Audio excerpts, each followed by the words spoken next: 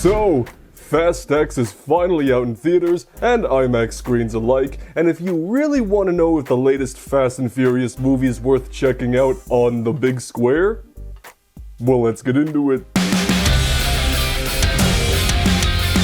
Hello friends, and welcome back to the Brockopp side, a place to live, talk, and buy movies. And real quick, this movie has been out for about a week now, and I apologize for not getting my review out sooner, but I was out of town, and then new movies started coming up. But anyway, all that to say, chances are you guys have already checked out this movie, so go ahead and comment down below your thoughts on Fast X. Did you like it? Did you dislike it? Did you check it out in IMAX or Dolby or whatever?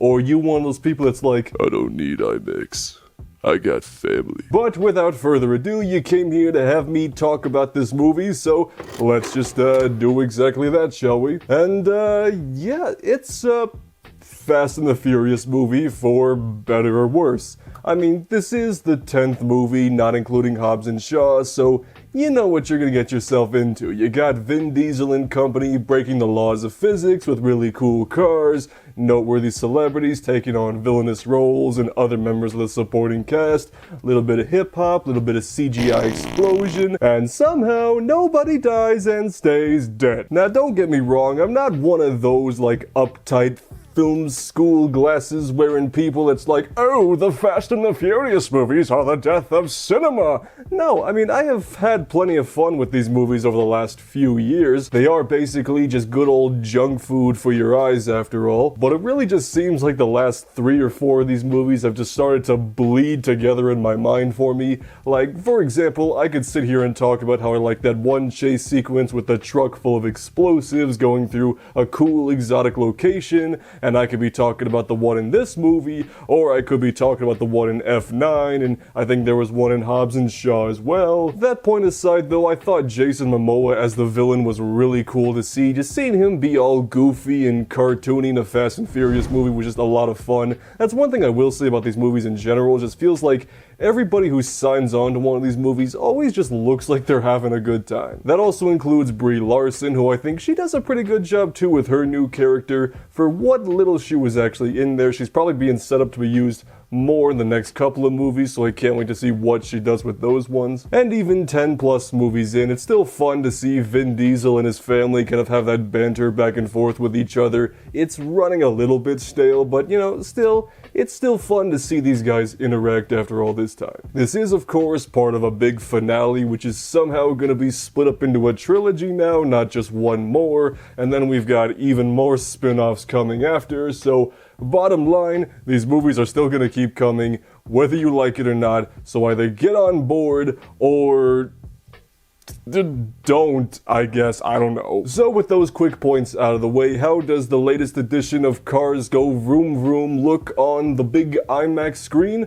Well, let's get into that next, shall we? And on the technical side, this movie was shot on multiple cameras, including the Arri Alexa LF, which you should know by now if you watch these videos, is a camera that is approved to be used on an IMAX screen. And just for a quick point of reference, this is actually the first Fast and Furious movie I've ever seen on an IMAX screen before, and I gotta admit, I was a bit disappointed. For starters, there's no switching of the aspect ratios at all throughout the movie, so it doesn't go to the full 190 during like big action sequences like I thought it would. It just stays consistently with the 239. That is something I've kind of complained about a couple times with some of these movies, but you know, sometimes the movie's just so good and visually striking, it's like, I can forgive it, but for something like this, it just doesn't make any sense to not do that. I mean, the Fast and Furious movies have been going on for 20 plus years, they've made billions of dollars, people still flock to the theater every other summer to check these movies out, and just kind of assumed that they would format these movies to take advantage of a premium format like IMAX, be like, oh, yes, you need all the pixels and the square footage of the theater to check it out. And like I mentioned before, none of the action just really stood out to me this time around because it just feels like everything we've gotten 9 other times before, including Hobbs and Shaw. That's not me saying the action's bad necessarily, but if you're a big Fast and the Furious fan, you know what to expect by now, and you're probably going to enjoy it just fine and not really looking for a masterclass in action filmmaking or anything like that. because we already got that like 2 months ago. Sound design, same thing. It's big, it's loud, and the IMAX speakers do their job. If you want to sit in an IMAX theater and just listen to Vin Diesel's bassy voice echoing into your seat, then boy do I have good news for you. Overall, Fast X is everything you'd expect from a 10th Fast and Furious movie. If you're a big fan of these movies, again, you're gonna have a good time. Don't let anybody stop you. If you're not into these movies by now, you're probably never going to. As for whether or not you should check this out in IMAX, I'm gonna say that this is one of those big budget blockbusters where I feel like you could honestly take it or leave it when it comes to the IMAX. Nothing here really screams, yes, go see it in IMAX, what are you doing? In fact, I think this movie would actually be 10 times better in 40X, you know, the one where the seats move and they squirt water in your face and stuff. And in fact, if you want to know whether or not this movie was good in 40X, I highly recommend you check out my friend the Upside Dan's channel. He's got a review of it up there. And yeah, it's probably good in that format, right, Dan?